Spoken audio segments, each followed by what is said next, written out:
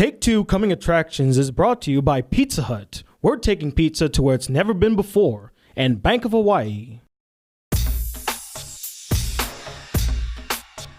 Hafade, and welcome to Take Two Coming Attractions, where I inform you of the latest films hitting the cinemas. I'm Tony Watt II, and there's quite a number of new films coming your way this weekend.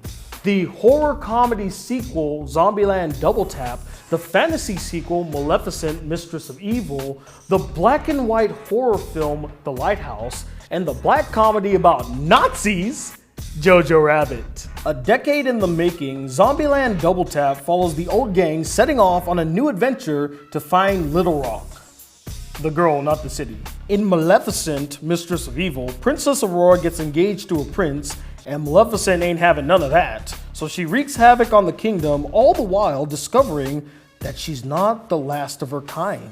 The Lighthouse follows two lighthouse keepers that slowly go mad on a remote New England island. And Jojo Rabbit follows a Hitler youth that discovers his mother is hiding a Jewish girl in their home and the moral dilemma he now has to face. I really enjoyed the first Zombieland. It was fun, refreshing, and downright hilarious. And it seems that Zombieland Double Tap is carrying on in that spirit, so I'm willing to give this one a chance. Although, given that it is a film that came out a decade after the original, I would say tread lightly with this one. On the complete opposite side of the spectrum, I wasn't a huge fan of Maleficent. I found it to be a boring, dull CGI fest that completely ruined the character of Maleficent. And here in the sequel, I still feel the same way, although I will say the story this time around is way more interesting than the one in the first film, but still not feeling this one. The Lighthouse to me feels like what it would be like if Wes Anderson